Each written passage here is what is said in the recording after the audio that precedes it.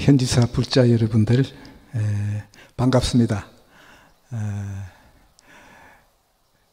전에 같으면은 이렇게 신도님들 많이 오셔가지고 본사에, 춘천 본사에 대제광전에서 우리 신도님들, 착한 신도님들 많이 모시고 다보제일날 제가 법문을 하고 했는데, 오늘은 이렇게 코로나 바이러스 때문에 현지사에 참석 못하셔서 이렇게 유튜브로 여러분들에게 조금 말씀을 드리도록 하겠습니다.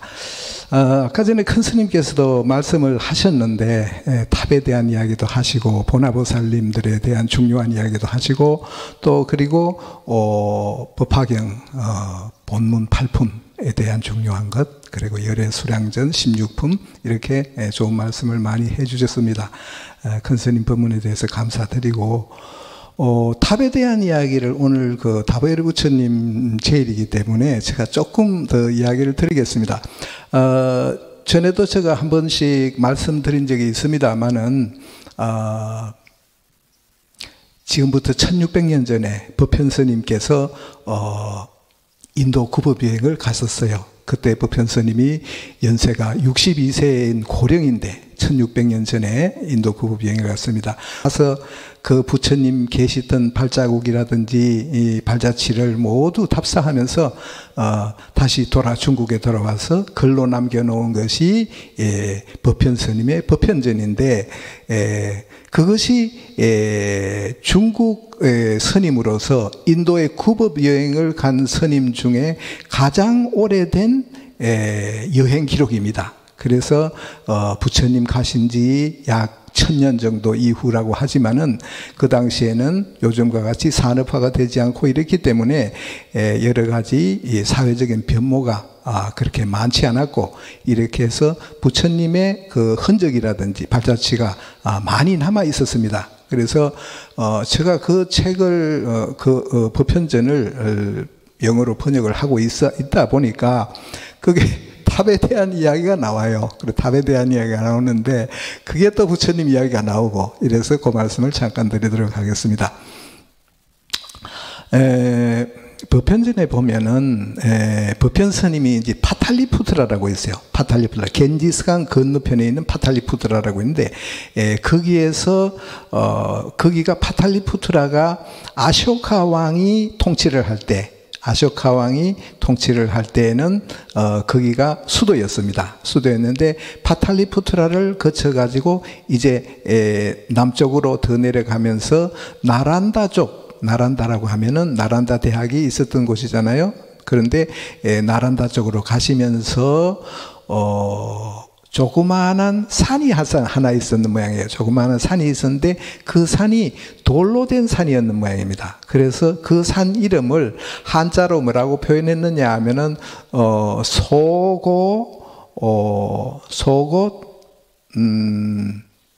소고 독산이라고 이렇게 표현을 했어요.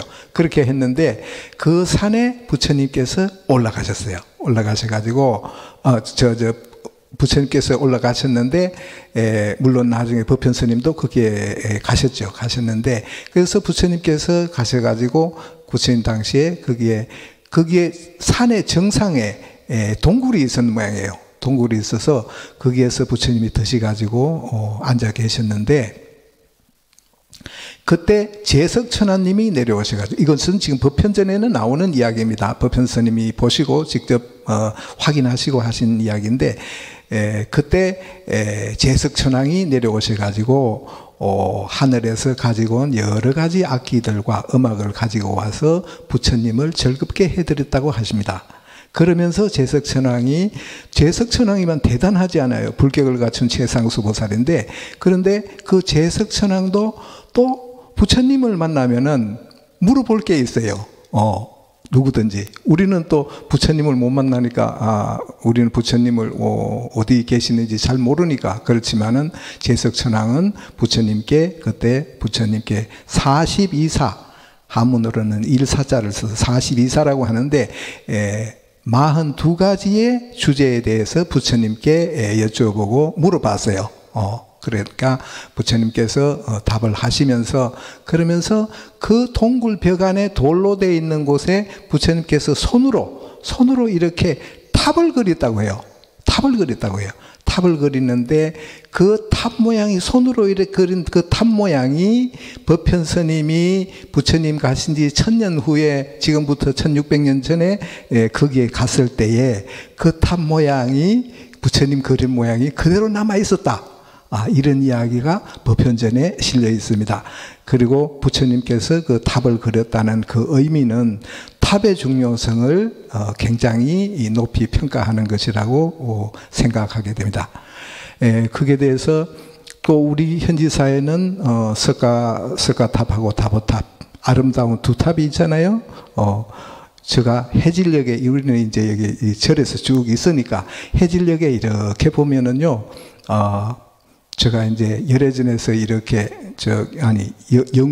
연구소에서 이렇게 올라오다가 해질녘에 이렇게 보면은 우리 이 석가탑 다보탑이 너무나 아름답습니다. 참 그래서 이 탑의 아름다움은 이렇게 이루 말을 할 수 없을 것 같아요. 그래서 오늘 그 다보열애 부처님 제일이라서 탑에 대한 말씀을 조금 드렸고,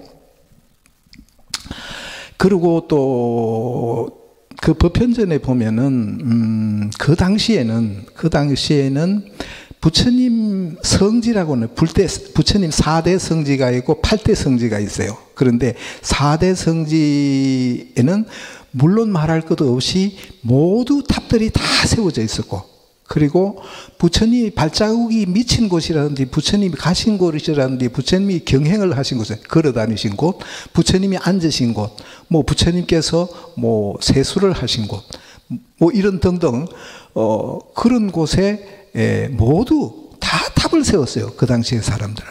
심지어는 자기가 사는 집 앞에 나가는 곳에 대문 밖에 또 탑을 세우고, 이렇게 해서 탑에 예배를 올리고 공양을 올리는 그런 불교 문화가 그때는 굉장히 성숙되어 있었다. 이런 것을 법현전을 통해서 알 수가 있었습니다. 그래서 지금도 우리 현지사에 두 탑이 있지만은 이 탑에 대한 예경, 이것은 굉장히 중요하다. 이런 생각을 다시 하게 됩니다. 그리고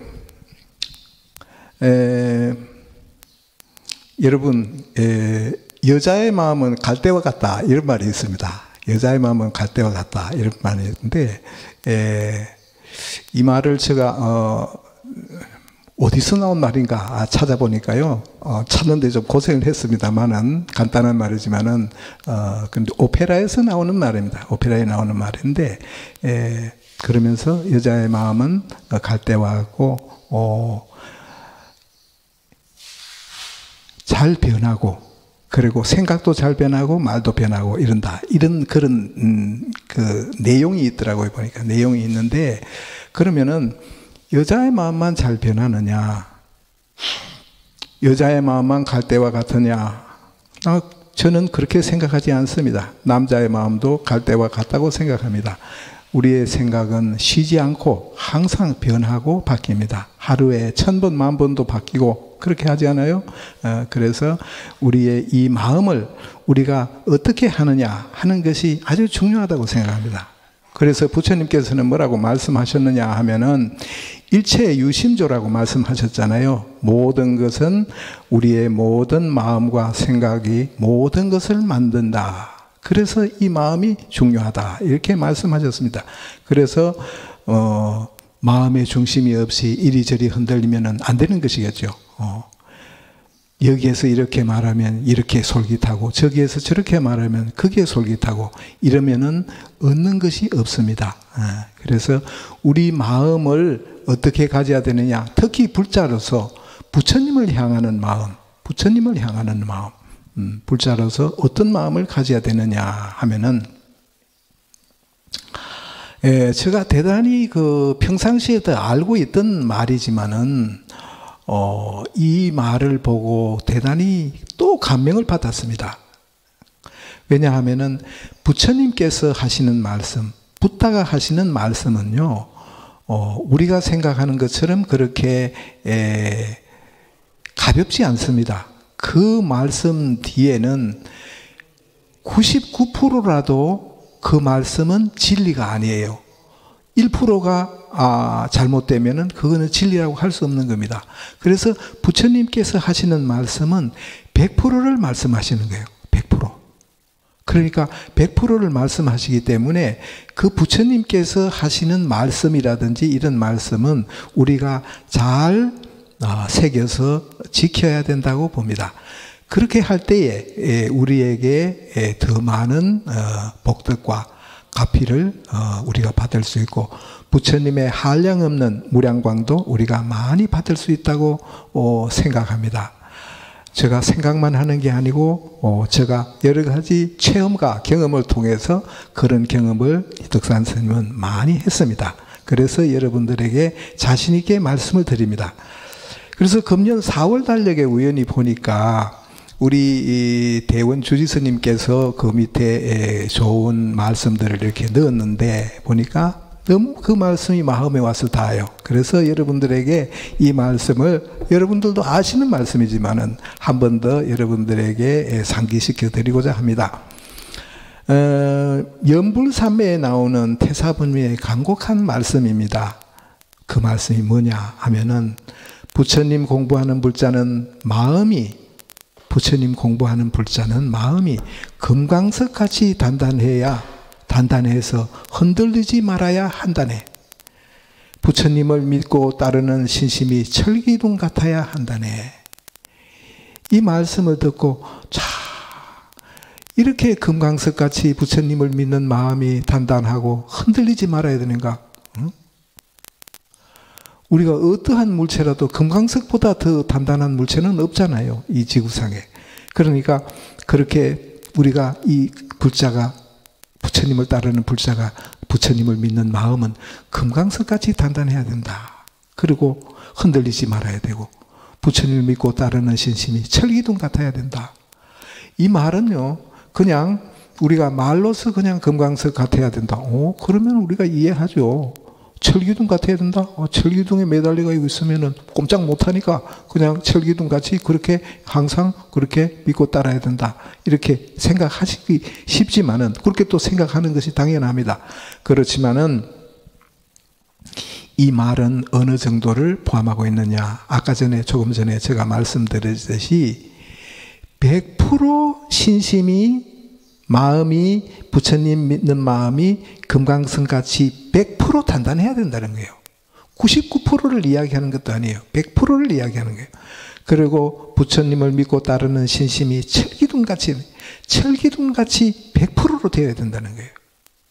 그럼 여기 뒤에는 이면에는 어떤 뜻이 내포되어 있느냐 하면은 태사부님 수행하시는 일지 여러분들 연불삼매를 읽어보면은 얼마나 간절하게 공부를 했는지 여러분들이 느끼실 수 있습니다. 그와 같이 이렇게 부처님 따르는 마음과 그 신심이 조금도 흔들리면 안 된다는 거예요. 조금이라도 흔들리면 바로 참회하고 부처님께 참회하고 발언하고 이렇게 해서 그것을 고쳐나가고 이렇게 해가지고 참된 생활을 할 때에 여러분들이 100일 기도를 올리고 집에서 공부를 할 때 금강경을 읽고 또 총기진은 하고 그리고 연불하고 행주사와 어묵동정에 연불하고 이렇게 하거나 특히 현지사에 와서 또 공부를 하고 수행을 하고 이렇게 할 때에 여러분들이 가피를 얻을 수가 있어요. 여러분들의 신심이 어느 정도 되느냐에 따라 가지고 부처님은 거기에 따라서 여러분들에게 가피를 주시고 부처님이 가지고 있는 수많은 복덕을 여러분들에게 내려주신다고 생각합니다. 그리고 오늘은 여러분들에게 또 한 가지를 더 이야기를 해드리려고 합니다. 여러분들 부처님 보시고 싶잖아요. 덕산 스님도 마찬가지입니다. 실제 부처님을 한번 보고 싶어요. 만나보고 싶어요. 그렇지만 저의 능력이 아직 부족하고 여러분들도 부족하고 이래서 그렇지를 못합니다. 그런데 부처님 당시에 이 경전에 나오는 말씀입니다. 이 경전이 니까야에 나오는 말씀인데 부처님 경전에 부처님께 철옹성 같은 신심을 가지고 귀의했던 제자가 있었어요. 속가의 제자예요. 그러니까 제가불자예요. 제가불자인데 그분이 바로 우팔리 장자라는 분이 있었어요. 우팔리 장자. 우팔리 존자도 있고 우팔리 장자도 있는데 우리나라에도 비슷한 이름을 가지고 있는 사람이 있듯이 인도에도 비슷한 이름을 가지고 있는 사람이 있어요. 그래서 이분은 우팔리 장자예요. 우팔리 장자인데 어느 정도 장자냐? 부처님 당시에 요즘 같으면 삼성 재벌 정도에 되는 장자예요. 그러니까 대단한 분이죠. 그러니까 모든 정보와 지식과 경제력과 모든 것을 가지고 있는 그 장자였어요. 그런데 이분이 부처님을 만나기 전에는 니간다. 그러니까 그때는 육사외도가 굉장히 성행을 했습니다. 부처님 전부터 육사외도가 있어가지고 쭉 육사외도가 굉장히 그 외도들이 많이 인도에 번성을 했어요. 그래서 이분도 육사외도 중에 니간타 육사외도의 스승을 따르고 있었어요.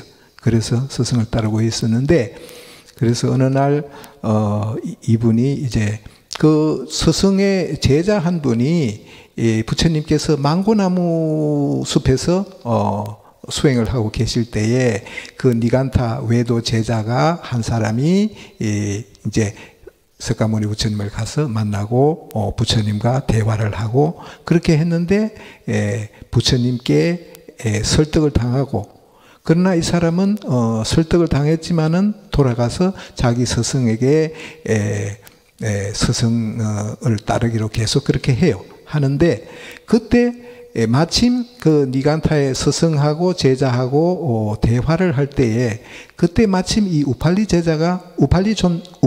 장자가 거기에 있었어요. 그래서 우팔리 장자가 그러면 내가 가서 이 부처님을 한번 설복해 보겠다. 그렇게 이제 용기를 내 가지고 가겠다고 하니까 이 스승하고 이 부처님만 만났던 제자가 아이고 거기는 가면 안 됩니다. 거기 가면은 저기 사문고타마라고 해요. 그때는 사문고타마는 요술쟁이가 되어 가지고 가는 사람마다 전부 설복을 당해서 돌아오지 못한다고, 가지 말라고 이렇게 해요. 그래도 이 우팔리 이 장자가 부처님과 인연이 있었든지 어떻게 했든지 자원하였던 자기가 가서 부처님을 설복하겠다 이렇게 해가지고 갑니다. 가가지고 결국은 부처님께 설복을 당하고 맙니다. 설복을 당하고 마는데 그때 부처님께서 물으시는 것이 뭐냐 하면은 몸의 업이 중요하냐, 몸의 업이 중요하냐, 말의 업이 중요하냐. 우리가 입으로 말로 해가 업을 짓잖아요. 몸으로 해가 업을 짓잖아요. 사람을 때릴 수도 있고 죽일 수도 있고, 말로 해가지고 사람에게 상처를 줄 수도 있고 이렇잖아요. 그러니까 몸의 업이 중요하냐, 말의 업이 중요하냐, 마음의 업이 중요하냐, 그렇게 생각의 업, 생각으로 하는 업이 중요하냐, 이렇게 부처님 물어요. 그러니까 당연히 그때 육사외도는 전부 고행을 하고 몸의 업으로 인해 가지고 자기들이 고통을 받고 있다 이렇게 생각을 했기 때문에 몸의 업이 중요하다고 이야기를 합니다.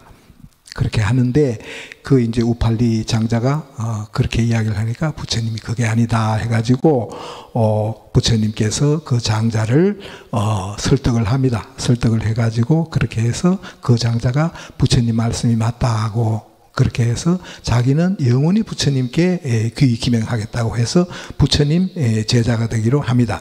제자가 되기로 해서 그래서 이제 부처님께 뭐라고 하느냐 하면은 부처님, 저는 이제 부처님 제자가 되었기 때문에 그렇기 때문에 저 니간타하고는 완전히 발을 끊겠습니다. 손을 끊겠습니다.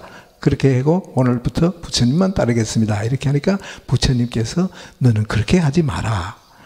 그러면서 부처님 하시는 말씀이 그대와 같이 유명한 사람은 심사숙고하는 것이 좋다. 니간타에게 계속 음식을 공양해야 한다. 그렇게 해요.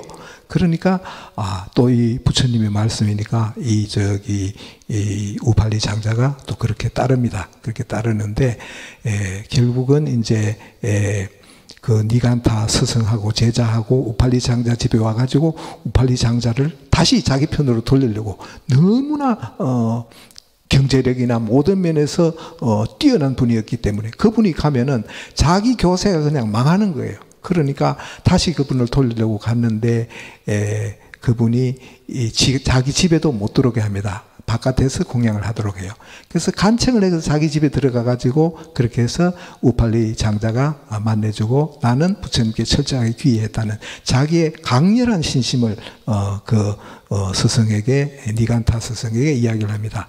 그렇게 해서 니간타 스승이 대실망을 하고 물러가는 그런 사건이 있었습니다. 사건이 있었는데 이 우팔리 장자가 남긴 부처님의 모습에 대한 개송을 여러분들에게 말씀드리려고 해요. 이 우팔리 장자가 부처님을 보시고 그 느낀 장면, 우리는 지금 부처님을 직접 못 보잖아요. 2600년 전에 부처님을 지금 볼 수 없잖아요. 그러니까 2600년 전에 우팔리 장자가 부처님을 보고 직접 뵙고 옆에서 모시고 하면서 부처님에 대해서 느꼈던 것을 여러 개송으로 남겼는데 이 경전에 나와 있습니다. 경전에 나와 있는데 그런데 그 개송 중에 세 가지 부분을 여러분들에게 오늘 말씀드리고 오늘 소참법문을 마치려고 합니다. 바른 길을 가고 선정에 머무시는 분, 바른 길을 가고 항상 선정에 머무시는, 항상 선정이세요. 안으로 번뇌가 다하고 온전히 청정하고 안으로는 전혀 번뇌가 없고 항상 청정하시고 의존하지 않고 두려움이 없으며 부처님은 가장 높은 분이기 때문에 낮은 사람이 높은 사람에게 힘 있는 사람이 의존하잖아요. 부처님은 가장 높은 분이기 때문에 의존할 필요도 없고 의존하지 않고 두려움이 없으며 한적한 곳에 늘 살며 최상을 성취한 분, 항상 고요하고 한적한 곳에 그렇게 사시면서 수행하시고 최상을 성취한 분, 윤회를 건넜고 우리도 건너도록 인도하시는 부처님이 바로 그분이고 나는 그 제자입니다. 이렇게 자기 신심을 밝혔어요. 무한한 지혜로 최상의 평온에 머무르시는 분, 탐욕이 전혀 없고 위대한 지혜의 사람, 지혜를 갖춘 사람, 그는 열애이며 바른 길로 잘 가시는 분, 견줄 자도 없고 동등한 자도 없고 용맹하고 모든 것에 막힘이 없는 부처님이 바로 그분이고 나는 그 제자입니다. 가래를 닦고 가래를 끊고 깨달음을 얻으신 분, 의혹의 구름을 걷어내고 티끌 하나 없는 존경받을 만하고 마땅히 존경받을 만하고 가장 위대한 영혼, 가장 완벽하고 청량을 초월한 분, 가장 훌륭한 최고의 영예를 얻은 부처님이 바로 그분이고 나는 그 제자입니다. 이런 개송을 남겼습니다. 여러분에게 우팔리 장자에 대한 이야기를 해드린 것은 이 개송이 너무 좋아서 여러분들에게 우팔리 장자에 대한 이야기를 조금 말씀드렸습니다. 부처님의 제자가 된 영광스러움과 부처님의 모습을 잘 표현했다고 생각합니다. 철옹성 같은 신심을 가졌던 우팔리 장자를 말씀드렸는데 태사부님 말씀과 같이 어려운 시기에 금강성 같은 단단한 신심을 가지시기를 간절히 바라드리면서 오늘 소참법문을 이것으로 마치도록 하겠습니다. 감사합니다.